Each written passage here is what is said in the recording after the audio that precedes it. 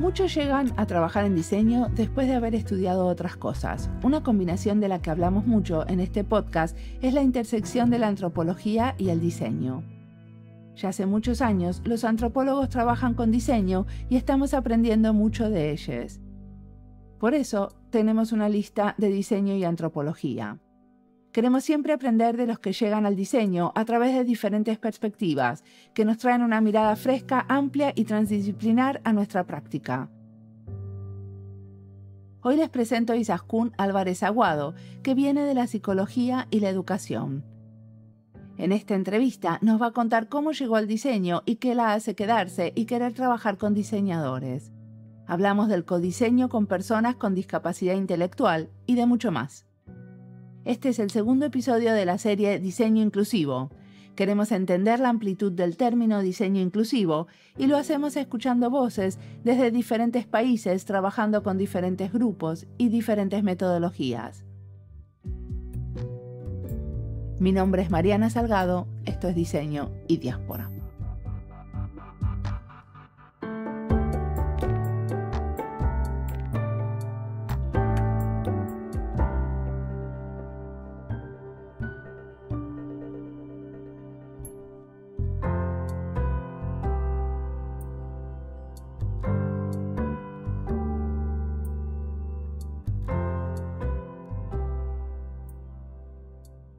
Bueno, mira, yo soy Izaskun Álvarez Aguado, soy una mujer española afincada en Chile desde hace casi ya 9 años y trabajo en la actualidad en la Universidad de las Américas. Soy académica investigadora de la Universidad de las Américas, allí en Santiago de Chile, aunque vivo en Viña, que está un poquito más alejado de Santiago, pero bueno, amo el mar y no podría vivir en otro lugar que no fuese Viña, en Chile. Necesito el agua cerquita. Perfecto. Es divino Viña del Mar aparte. Decime una cosa, ¿y la Universidad de las Américas es una universidad estatal o privada? Es una universidad privada que se ha dedicado tradicionalmente a la docencia. Hace muy poquito, hace como un par de años, está empezando a tratar de acreditarse también en temas de investigación. Entonces, por eso hubo una contratación bastante importante de académicos y académicas con grados de doctor para incentivar toda esa área. Ok, ¿y vos qué estudiaste? A ver, yo he estudiado en España, estudié pedagogía. Aquí en España, bueno, primero hice un grado de educación social, que antes, cuando yo lo estudié, era una diplomatura en educación social, y luego me interesó ese mundo y quería complementarlo. Entonces decidí hacer una licenciatura en pedagogía. Lo que pasa es que, a diferencia de Chile, en España no hay como menciones asociadas a las pedagogías. Uno estudia pedagogía general y luego en sus posgrados se va especializando. Y luego hice un máster porque me apetecía especializarme mucho en todo lo que tenía que ver con colectivos vulnerables. Hice un máster en intervención educativa y psicológica que después también fui orientando ya hacia el ámbito de la discapacidad intelectual en el doctorado. ¿Y qué te llevó al diseño? ¿A qué me llevó al diseño? Pues un diseñador al que conocí porque yo trabajé durante muchos años en la Facultad de Ingeniería de una universidad de Viña del Mar, la Pontificia Universidad Católica de Valparaíso, y ya empezaba a trabajar con otra colega, bueno, veníamos trabajando desde hacía muchos años, temas relacionados con discapacidad intelectual. Y un día, pensando en cómo podíamos involucrar más a las personas con discapacidad intelectual en los procesos de investigación, una compañera mía que también trabajaba en ingeniería, me dijo: oye, pues yo conozco a un diseñador que probablemente, o alguien que ha estudiado, que es profesor de diseño gráfico, que seguramente le va a gustar mucho trabajar en el ámbito de la discapacidad intelectual. Y ahí conocimos a mi amigo y colega, por supuesto, Herbert Spencer, que es profesor de la Pontificia Universidad Católica de Valparaíso, y empezamos a trabajar con él. Bueno, cuando hablo en plural, porque no soy yo sola, evidentemente también somos un equipo grande detrás. Entonces ahí empecé a conocer el diseño, a conocer las mañas de los diseñadores, lo difícil a veces. A ver, contame, ¿cuáles son nuestras mañas? Yo vengo del mundo de las pedagogías, entonces generalmente en el mundo de las pedagogías todo es muy estructurado. Hay una estructura para todo, hay un protocolo para todo, hay un procedimiento para todo. En diseño, afortunadamente, y digo afortunadamente ahora que entiendo cómo funciona este mundo, afortunadamente no, sois súper holísticos, muy interactivos, muy globales a la hora de pensar, y eso al principio muy poco estructurados en todo lo que tiene que ver con protocolos para hacer cosas, con recoger información y encapsularla. Eso como que, al menos en la Facultad de Arquitectura y Urbanismo con la que nosotros colaboramos, no era lo más habitual. Entonces, claro, venimos de un mundo súper estructurado a un mundo en el que la estructura es importante, pero no lo es tanto. Entonces ahí, claro, hubo muchas conversas pendientes hasta que dimos con la forma ideal de trabajar y complementar, bueno, pues conocimientos y expertise, ¿no? Entre unos y otros. Pero fue bien entretenido, la verdad. Pero decime, ¿qué tendríamos que aprender más nosotros de ustedes? No sé si aprender, claro, ahora como ya llevamos nosotros trabajando mucho tiempo, yo he aprendido mucho de cosas de diseño, por decirlo de alguna manera, y los diseñadores han aprendido mucho de cosas de pedagogía. Sí, en un momento los límites se diluyen. O sea, nosotros reconocemos que cada uno es experto en su disciplina. Por ejemplo, yo evidentemente no me puedo poner a estudiar diseño, ni soy diseñadora ni lo pretendo, y al revés, ¿no? Los diseñadores tampoco. Pero hemos aprendido a entendernos y hemos aprendido a ceder espacio, porque eso ha supuesto para nosotros ganar terreno. Y con respecto a qué cosas creo que o al menos que han aprendido los diseñadores que han trabajado con gente del ámbito de la pedagogía, quizá a dotarle de mayor importancia a esto de la estructura que te comentaba, ¿no? Sobre todo cuando trabajamos con poblaciones, en este caso como discapacidad intelectual o personas que tienen discapacidad intelectual, en la que para estas personas tiene muchísima importancia que todo el contenido que se presenta, por ejemplo, esté estructurado, que tenga un orden, que tenga una estructura. Entonces, quizá eso yo creo que ha sido uno de los mayores aprendizajes. Tendrías que preguntarse a los diseñadores, pero creo que ha sido uno de los mayores aprendizajes por parte de los diseñadores de nuestro equipo. La importancia de la estructura, de dotarle de un orden a todo. Que eso no significa que no puedas en algún momento cambiar el orden, por supuesto. Pero por último, tener una estructura, un punto al que llegar. Ya solo el punto al que llegar te da como pistas para ir avanzando hacia allá. Yo creo que eso sí ha sido un aprendizaje para los diseñadores del equipo. Perfecto. ¿Y querés contarme de algún proyecto en concreto donde colaboraron con los diseñadores? Porque tenés miles, ya me di cuenta, pero me interesa uno en concreto.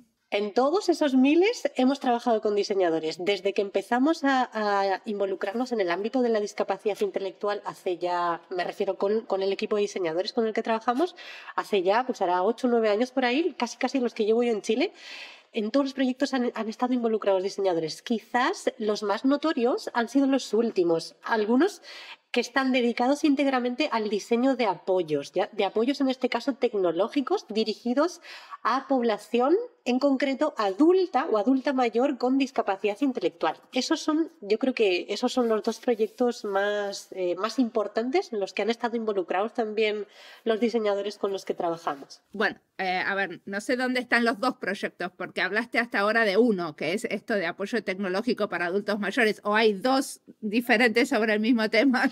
No, lo que pasa es que no, es que es uno para adultos, apoyos tecnológicos, uno para adultos mayores y otro para adultos, no necesariamente en proceso de envejecimiento, sino para personas adultas con discapacidad intelectual. Sí. Perfecto. Entonces, contame del desarrollo de uno de esos. ¿Qué hicieron? ¿Cómo fue? Mira, la dinámica que nosotros seguimos es muy específica porque nosotros empezamos a interesarnos, ya te he comentado antes, por fomentar la participación de las personas con discapacidad intelectual, que es nuestro público objetivo, en los procesos de investigación que nosotros llevábamos a cabo.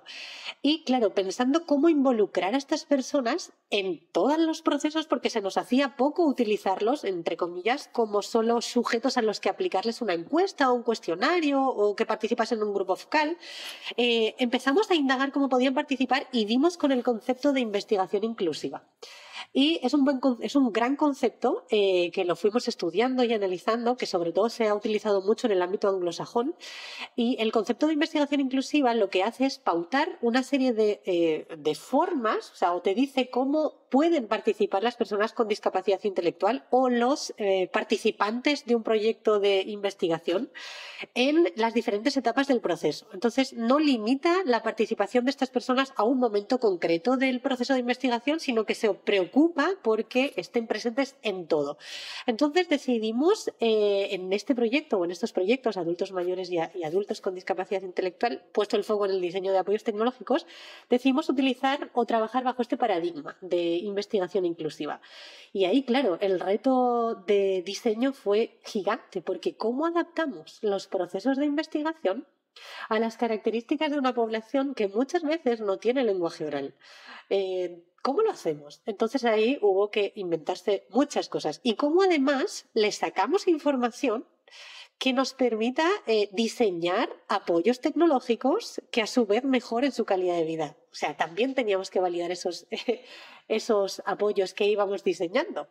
Entonces fue súper desafiante que todavía estamos en ello, es súper desafiante para nosotros asumir este paradigma de investigación inclusiva e involucrar a las personas con las que trabajamos, con discapacidad intelectual en este caso, en todas las etapas del proceso. ¿Y qué se inventaron, por ejemplo? Porque ¿cómo haces para, por ejemplo, pedirle alguna devolución sobre un prototipo o ese tipo de cosas? Mira, empezamos en lo que se refiere a la validación de los diseños o de los apoyos tecnológicos que íbamos diseñando, que luego te comentaré cuáles fueron los más relevantes. Ahí nosotros les llamamos sondas de diseño, pero también se llaman sondas culturales o design proofs, depende, pero nos gusta la palabra sondas de diseño. Entonces, nosotros los diseñadores, se inventaron unas sondas de diseño que eran interactivas, que se aplicaban durante una semana y que estaban asociadas a ese prototipo tecnológico que nosotros habíamos diseñado. Entonces, la persona la usaba. Nosotros trabajamos con un grupo asesor de personas con discapacidad intelectual que son co-investigadores en nuestros procesos de investigación. Entonces, que reciben un sueldo todos, ¿cierto? Reciben dinero, sí, efectivamente. No es mucho porque lamentablemente todavía lo tenemos que financiar a raíz de proyectos que tenemos, pero es un incentivo económico que por supuesto es un reconocimiento al trabajo que realizan porque efectivamente es un trabajo. Entonces ellos se los llevan para su casa y van probando, ¿no? Probando, testeando, pues qué tal les funciona, no sé, si tienen algún problema con determinado dispositivo del apoyo tecnológico, si lo consideran útil, si no lo consideran útil. Entonces van rellenando esa sonda, que de nuevo es interactiva, y al finalizar esa semana pues recogemos las sondas y entre todos pues vamos comentando cuáles han sido los resultados y por supuesto viendo cómo mejorar. ¿Qué sería una sonda interactiva? ¿Un cuestionario online? ¿Cómo funciona? Generalmente utilizamos cuestionarios online pero también físicos, es como una mezcla de los dos. La sonda es como un diario, nosotros lo utilizamos como un diario, no las actividades que se plantean en la sonda no tiene sentido si se realizan en días diferentes, o sea, perdón, si se realiza una actividad ahora, la otra dentro de 3 meses, no tiene que ser como todo seguido, tiene una historia detrás, que además a esa historia también puedes acceder a través de internet, entonces es como, a eso me refiero con interactivo, que tienes la posibilidad de utilizarlo de forma física o de completar la sonda de forma física, pero también en el caso de que lo necesites o te sea más cómodo, es posible también complementarla de manera virtual. Entonces a eso me refiero con interactivo. Perfecto.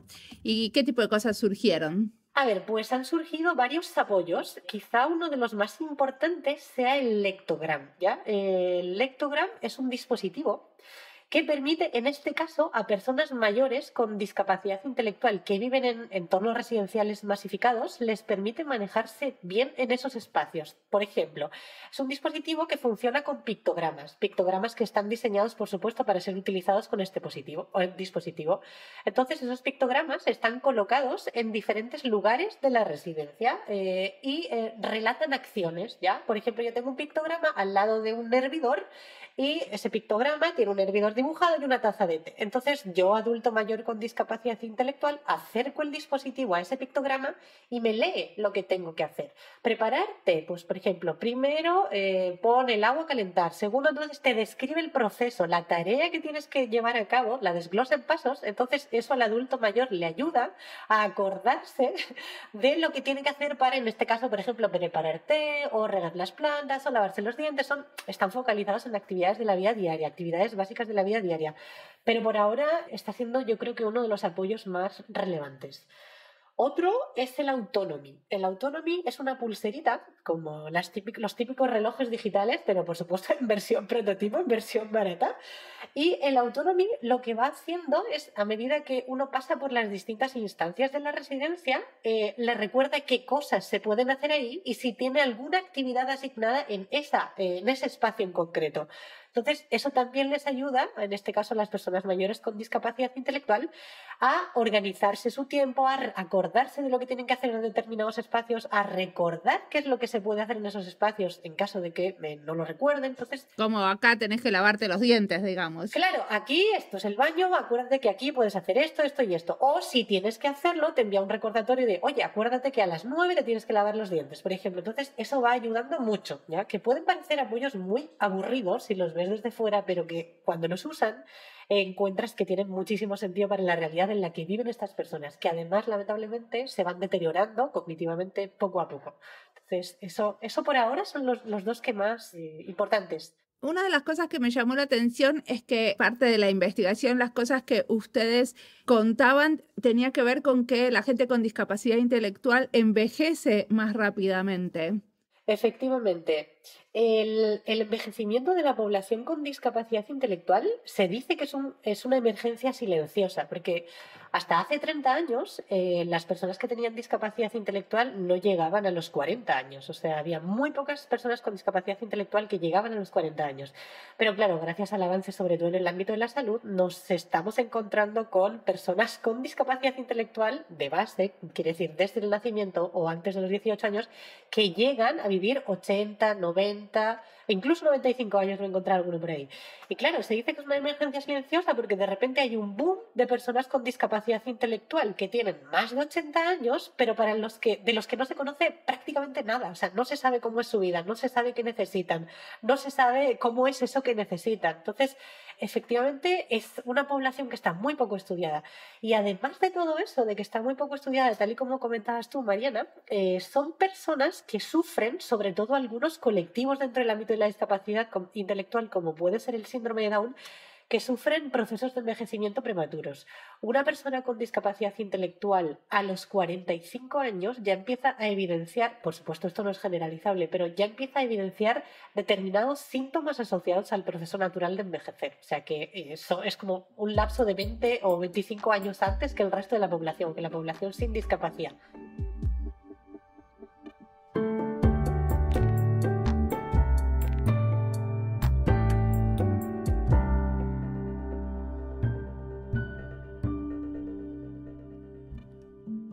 Esta entrevista es parte de las listas Diseño Inclusivo, Chile y Diseño, España y Diseño.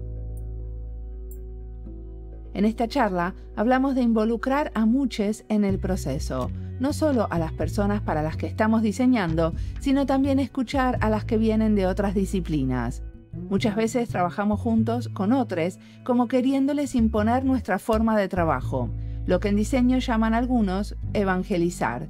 Y nuestras formas de trabajo tienen muchas cosas buenas, pero tenemos tanto que aprender de otros que prestan atención a otras cosas de las que no sabemos nada o nos interesan poco. De mis colegas aprendo todo el tiempo. La mayoría son abogados, sociólogos o politólogos en el ministerio y trabajaron muchos años en temas de inmigración. Saben muchísimo y entienden en profundidad el ecosistema alrededor del tema. Conocen las organizaciones, las redes, la infraestructura y los actores que apoyan a los inmigrantes en su integración. Trabajar con gente muy experta es un lujo y me encanta poder escucharlos. Creo que mucho de lo que diseño son los espacios de escucha, de codiseño y de intercambio. Sigamos ahora escuchando a Izaskun, que tiene mucho más que contarnos sobre estos procesos de codiseño.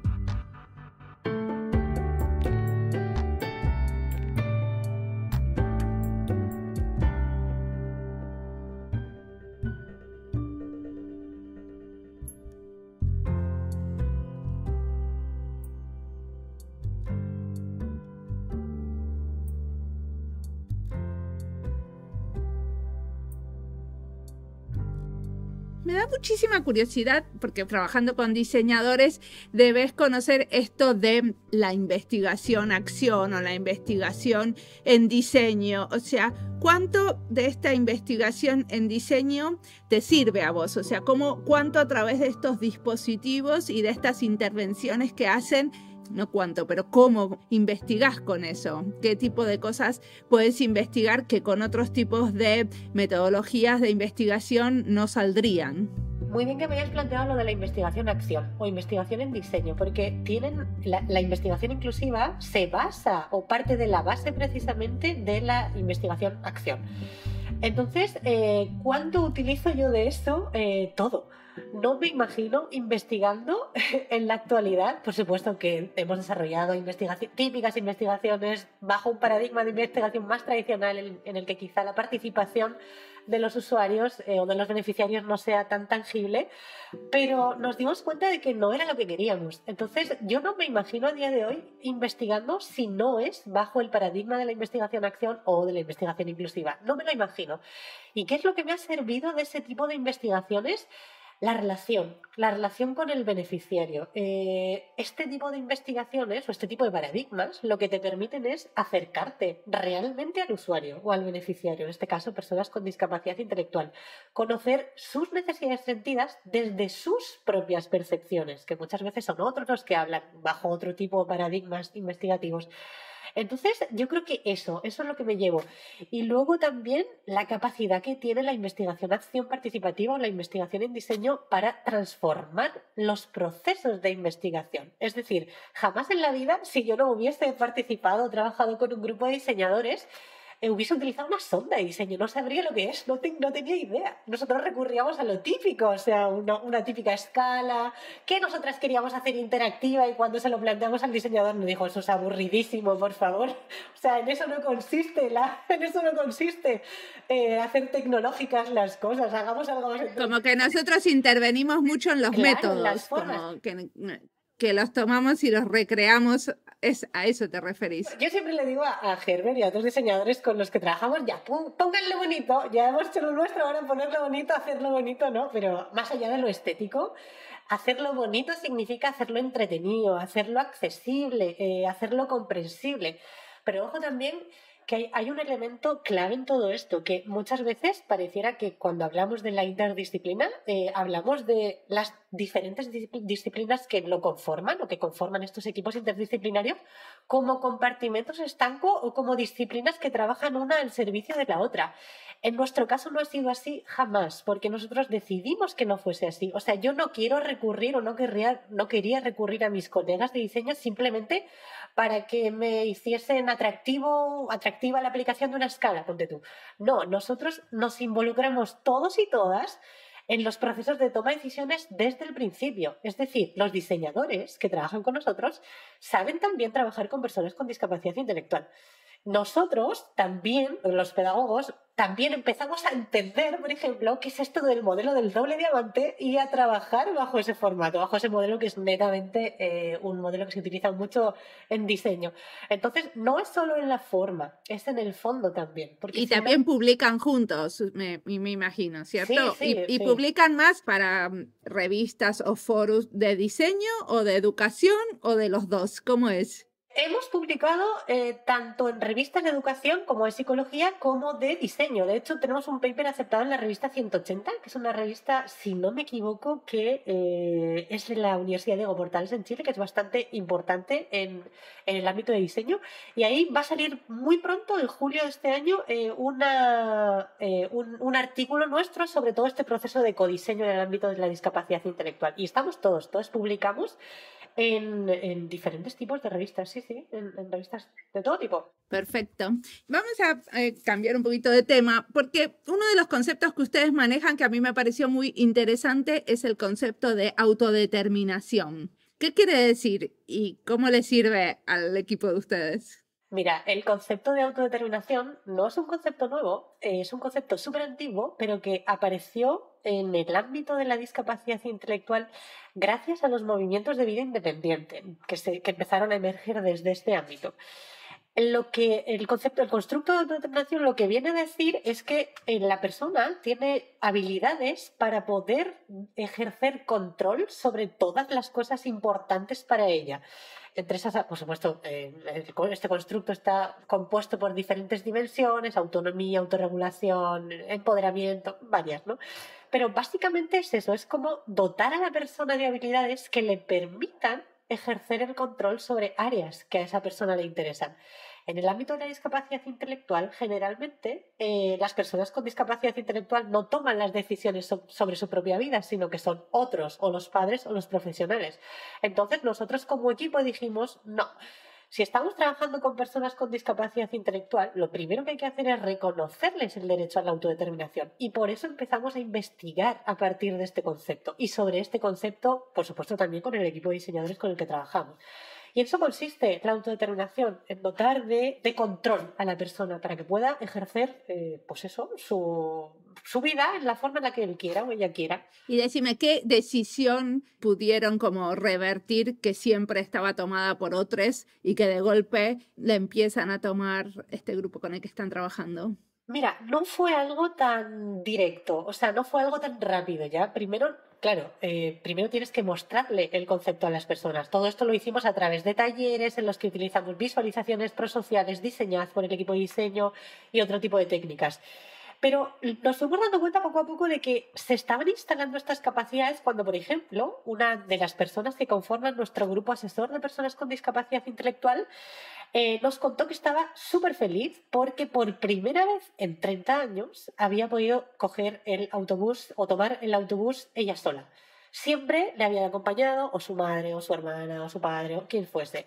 Y de repente se vio se vio tan empoderada que dijo, ya, lo tengo que hacer yo. Entonces, olvidaos de mi papá, mamá, hermana, que soy yo quien voy a tomar el autobús y voy a llegar hasta la universidad para participar en el taller de hoy. Y así lo hizo y vino feliz. Entonces, ese es un ejemplo, pero de alguna forma nos damos cuenta de que efectivamente estas personas se empoderan. O sea, que el trabajo que hacemos realmente llega a las vidas de estas personas y tiene un cambio significativo. Sí, sí. Pero, o sea, digamos, no es que ustedes le enseñaron o hicieron ninguna especie de dispositivo para que pueda tomar ese autobús sola, sino que fue una consecuencia de su participación en este trabajo. ¿Entiendo bien? Efectivamente, sí, efectivamente, pero ojo porque los prototipos o los apoyos tecnológicos que te hablaba antes, de alguna forma también permiten y favorecen la autodeterminación o la vida independiente. El hecho de no tener que recurrir a un cuidador o a una cuidadora para preguntar constantemente qué es lo que tengo que hacer, qué me toca, a dónde voy, y que tenga un dispositivo que me ayude a ejercer ese tipo de habilidades, también fomenta, por supuesto, la autodeterminación. Quizá no de forma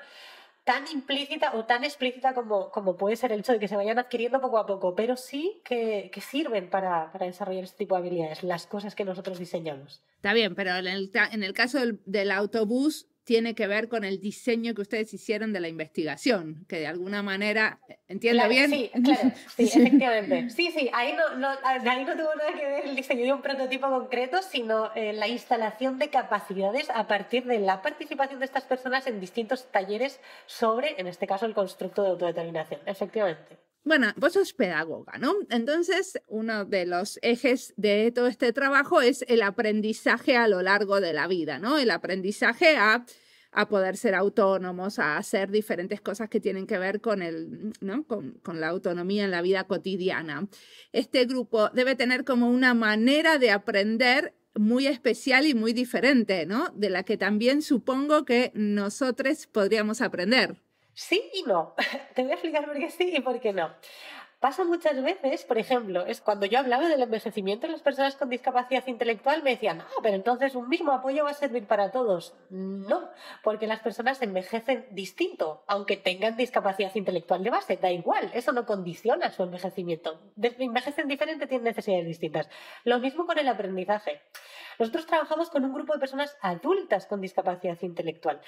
Conforman nuestro grupo asesor, como ya te comentaba antes, pero cada uno de ellos tiene una particularidad diferente y una necesidad de aprendizaje diferente. ¿Hay generalidades? Sí, hay generalidades que a los pedagogos e incluso a los diseñadores, no solo los pedagogos, nos ayudan a, por ejemplo, diseñar todos estos talleres, ¿no? Entonces, una de las particularidades es, por ejemplo, que todo tenga un apoyo visual. Yo no puedo llegar al grupo de asesor de personas con discapacidad intelectual y plantearles trabajar a partir de un texto que no contenga imágenes o que no contenga ilustraciones, porque nos hemos dado cuenta de que el factor ilustración, el factor dibujo, el factor imagen es algo que cognitivamente se procesa de forma mucho mejor si va acompañado, un texto se procesa mucho mejor cognitivamente si va acompañado de una imagen o de una ilustración que de alguna forma lo pueda ir representando. Entonces, el tema de las ilustraciones es algo súper importante. Otra generalidad que podríamos tener en cuenta a la hora de plantear procesos de aprendizaje, quizá en el ámbito de la discapacidad intelectual, pero yo me he dado cuenta que no solo en el ámbito de la discapacidad intelectual. El tema de usar un lenguaje evocador, ¿no? Las típicas, yo les llamo imágenes que hablan, pero no necesariamente se llaman así. Pero son imágenes que tú las ves y hablan por sí mismas, o sea, que son fácilmente interpretables o que esconden un significado al que es fácil acceder desde el visionado de esta imagen. Entonces, ese podría ser otro elemento que se podría tomar para diseñar procesos de investigación con personas que tienen algún deterioro, dificultad cognitiva, alguna cosa así. Con respecto a los textos escritos, bueno, lectura fácil. Ahí no hay otra más que recurrir a la lectura fácil. Textos densos es complejo que se puedan trabajar con personas que tienen discapacidad intelectual. Pero si todo eso lo transformamos en lenguaje fácil, que es una tarea muy compleja, sí es posible. Y luego la accesibilidad cognitiva. Todo tiene que ser accesible cognitivamente. No solo, generalmente en el mundo de la discapacidad y en el mundo del diseño también, nos hemos preocupado por la accesibilidad física y sensorial. Que esté la rampa para que la silla de ruedas puedas acceder al sitio al que quiera acceder, que haya lenguaje braille para que las personas con discapacidad visual puedan también poder leer. Pero no nos hemos preocupado tanto por la por la accesibilidad cognitiva. ¿Qué quiere decir esto de la accesibilidad cognitiva? Pues, por ejemplo, que tú vayas a un centro de salud, las personas con discapacidad intelectual van a centros de salud, y que sepas qué es lo que tienes que hacer, por ejemplo, si tu cita con el doctor está en la tercera planta. Entonces, cuando yo accedo a ese lugar, aparte de tener la rampa, aparte de tener lenguaje braille, pero no hay accesibilidad cognitiva en los lugares. Es decir, yo voy a ese lugar y no sé qué tengo que hacer para poder llegar a mi cita en el tercero con el dermatólogo. Entonces, todos los lugares públicos, y en eso sí que nos hemos enfocado últimamente en el equipo de trabajo, tienen que garantizar la accesibilidad cognitiva, es decir, que se entienda lo que pasa dentro de esos lugares, no solo que podamos acceder físicamente o sensorialmente a esos lugares, sino que cognitivamente también sean accesibles. Que yo sepa qué hacer o cómo sacar una tarjeta, por ejemplo, para ir del metro, para viajar de un punto a otro. ¿Qué tengo que hacer? ¿Cómo saco esa tarjeta? ¿Dónde? Todo eso, el espacio me tiene que decir cómo hacerlo. Bueno, pero eso en muchísima gente que no tiene ningún tipo de discapacidad cognitiva, igual se marea y se pierde en los hospitales, incluida yo. Por supuesto. Claro, es que lo bueno precisamente de la accesibilidad cognitiva es que el número de beneficiarios es amplísimo. Es que beneficia a un niño, a un adulto mayor, a una migrante, a una persona con discapacidad intelectual, a cualquiera, a una persona que se marea. Sí, que trabajando y testeando, por ejemplo, para ellos, lo que vamos a terminar haciendo es haciendo algo diseñado para todos. Efectivamente. Perfecto. Una cosa que te quería preguntar es esto del cómo se maneja este grupo de asesores, porque supongo que no son siempre los mismos, que algunos con el tiempo se aburren y se van, que tampoco quieren que sean siempre los mismos, porque también como de alguna manera entramos a tener como mañas y, bueno, a ver, o sea, como ya saben de qué viene la cosa, entonces no son como, ¿no? Como gente con nuevos ojos que te pueden dar nuevas miradas. ¿Cómo funciona todo esto? De ¿cómo se tiene un grupo de asesores? ¿Hace cuánto lo tienen, por ejemplo? Nosotros lo tenemos hace 7 años, si no me equivoco. Y son los mismos, pero hay incorporaciones nuevas cada X tiempo. ¿Por qué son los mismos? Porque ellos se están configurando poco a poco, quizá como un grupo representativo de personas con discapacidad intelectual a nivel regional. Entonces, tampoco queremos perder esa posibilidad de representatividad, ¿ya? Eso por una parte. Pero por otra, efectivamente, está lo que dices tú. Todos tenemos unas mañas, si ya hemos participado en estos procesos, pues a lo mejor no vemos las cosas con ojos nuevos. Entonces existe la posibilidad de que, bueno, de hecho es así, se van incorporando nuevos integrantes a este grupo de asesores con discapacidad intelectual. Y así poco a poco pues vamos complementando la visión antigua o de los más antiguos con la de los más nuevos. ¿Cuántos son en general? Si no me equivoco son 9 personas con discapacidad intelectual. Y aquí siempre nos han hecho el quite de, bueno, solo 9 personas con discapacidad intelectual, entonces ¿cómo podéis hablar de generalización de resultados, por ejemplo, o generalización de opiniones, ¿no? Bueno, nosotros tomamos al grupo de asesores con discapacidad intelectual como referente, pero eso no quiere decir que, por ejemplo, los prototipos tecnológicos que diseñamos en colaboración con ese grupo de asesores que son coinvestigadores, esos prototipos también los sacamos afuera. Es decir, también otros usuarios que tienen discapacidad intelectual u otras personas que tienen discapacidad intelectual, sea de la región de Valparaíso o de la región de Santiago o de cualquier región de Chile, los pueden usar. Entonces, por supuesto, no solo tenemos en cuenta la opinión o la validación del grupo asesor, sino que también eso lo extrapolamos a otras personas con discapacidad intelectual. ¿Y se lo prestan también este grupo a otras organizaciones? ¿A un hospital que quiere desarrollar su señalética, por ejemplo? Sí. Y la verdad es que tiene que ser así, porque este grupo asesor no es nuestro, ya trabaja con nosotros. Y la palabra trabaja es súper importante. Pero lo mismo que trabaja con nosotros, ellos forman parte de otras agrupaciones o forman parte de otros proyectos en los que también su voz es importante. Entonces, son nuestros, nos gusta decirles nuestros porque han partido con nosotros, ¿no? Pero por supuesto ellos saben que están al servicio de la comunidad. Y así tiene que ser, o sea, así tiene que ser. Si no, nos quedaríamos nosotros solitos investigando para nosotros solitos y esa no es la idea. Perfecto. ¿Y también participan en escribir con ustedes? Mira, eso es un poquito más complejo. Participan sobre todo en exponer. Exponer en congresos, exponer en seminarios, exponer en jornadas. Hace muy poquito, 2 de los integrantes del grupo asesor participaron como ponentes, contando, como expertos por experiencia, contando su experiencia, valga la redundancia, en el proceso de investigación que hemos llevado a cabo. Entonces, y sin ningún tipo de mediación por nuestra parte. Por supuesto, hay que prepararlo antes y todo, pero sí. Escribir todavía no, pero por una razón muy particular. Es que ninguna revista de las que nosotros conocemos, e incluso dirigida a personas con discapacidad intelectual, todavía tiene formato en lectura fácil. Hemos encontrado una y en esa sí hemos publicado en colaboración, no en coautoría, en colaboración con el grupo asesor.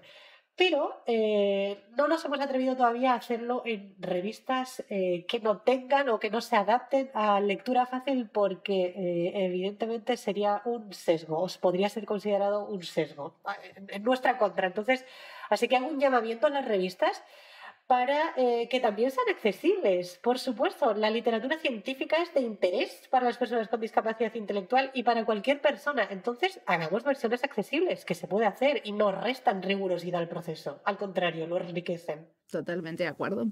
Y decime una cosa, ¿hacia dónde va esta investigación en el futuro? Ay, pues la verdad es que nosotros somos un grupo súper disperso, cosa que hemos aprendido en el mundo del diseño. Es maravillosa la dispersión en el mundo del diseño. Somos bien dispersos en cuanto a ideas. Entonces, a nosotros nos gustaría seguir trabajando en todo lo que tiene que ver con el desarrollo de habilidades para la vida independiente, porque nos hemos dado cuenta de que el constructo de vida independiente va mucho más allá de ejercitar la autonomía. Entonces, como va mucho más allá de eso, yo creo que por allí podría ir una futura línea de investigación bien potente, en ahondar sobre este concepto de vida independiente y en trabajar, por supuesto, para lograr que las personas, en este caso con discapacidad intelectual, pues puedan ser lo más independientes posibles. Yo creo que esa podría ser una opción. A mí, en particular, todavía no lo he compartido con el equipo, pero me interesa mucho todo lo que tiene que ver con salud mental en el ámbito de la discapacidad intelectual. Creo que es un temazo que está muy poco investigado, por no decir nada, y que con el tema de la pandemia se ha acentuado muchísimo. Entonces hay que indagar por ahí qué es lo que se puede hacer, por supuesto también con el equipo de diseñadores. Perfecto. ¿Y qué cosas te inspiran? ¿Qué estás escuchando, leyendo, mirando que le querés recomendar a la audiencia? A mí me inspira mucho. Yo soy muy poco cinéfila de verdad, lo siento mucho, pero soy muy poco cinéfila. Me encantaría hacerlo más, pero para mí la televisión es un somnífero, entonces nunca logro terminar de ver una película. Lo que sí me ha gustado siempre mucho ha sido leer. Leí hace muchos años Los renglones torcidos de Dios. Es un librazo, no sé si has tenido la oportunidad de leerlo, pero es maravilloso. Entonces, ese es un libro que me acercó al mundo de la discapacidad. No tiene que ver con discapacidad intelectual, pero sí tiene que ver con enfermedad mental, con ambientes residenciales psiquiátricos que me encantó. Entonces, para mí ese es un libro que recomiendo siempre, siempre, siempre a todos los que me encuentro, que creo que es de primera línea de fuego, o sea que hay que leerlo sí o sí para poder... Es de ficción, ¿cierto? Es de ficción, pero no sabes si termina siendo de ficción o termina siendo también algo de realidad. Por supuesto no te voy a spoilear el libro, pero recomendadísimo. Los renglones torcidos de Dios, ¿no? Así que googlearlo por ahí es muy fácil. No es un libro actual, es un libro yo creo que de finales de los 70 será por ahí, pero es maravilloso. Así que esa es mi recomendación de lectura, seas diseñador, seas pedagogo, lo que seas, pero que te interese el mundo de la vulnerabilidad y todas estas cosas. Yo creo que esa es una muy buena lectura. Perfecto.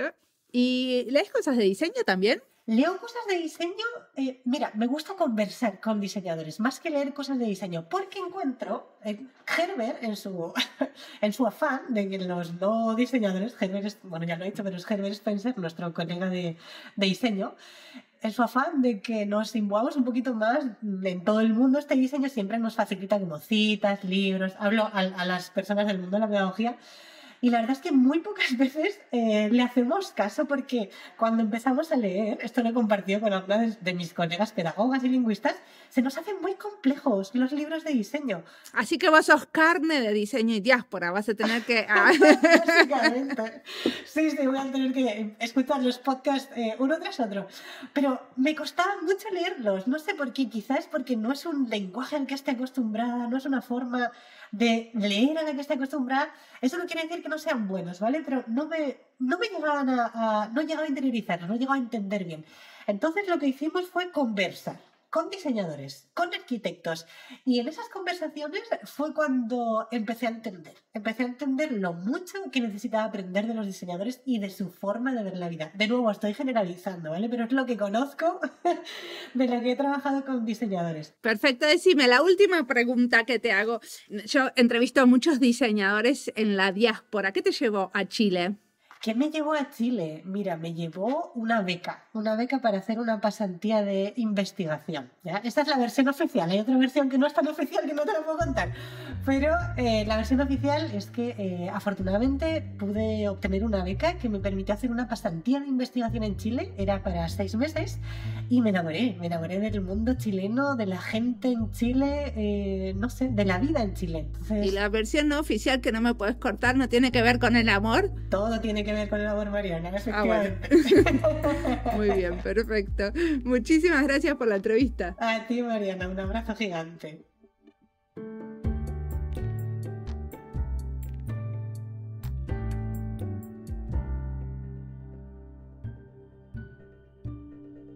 Durante esta entrevista, Izaskun menciona a su colega Herbert Spencer. A él lo entrevistamos en el episodio 104, hace más de 200 episodios, en otra era. Si tienen ganas de seguir escuchando sobre el trabajo de este grupo, les recomiendo seguir por ese episodio. Herbert nos habló de poesía y diseño, y también sobre este trabajo en relación a la accesibilidad cognitiva. Izaskun dice que todos aprendemos diferente.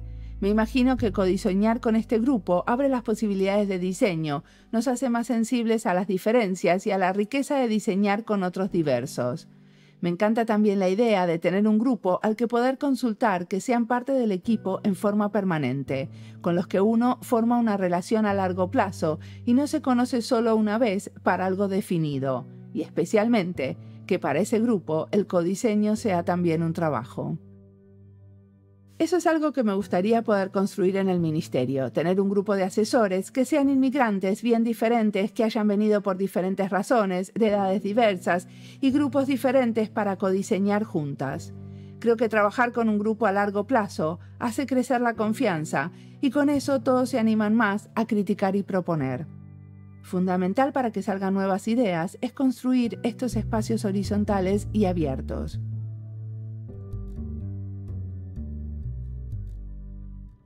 Como siempre, la música del podcast es de Antonio Zimmerman.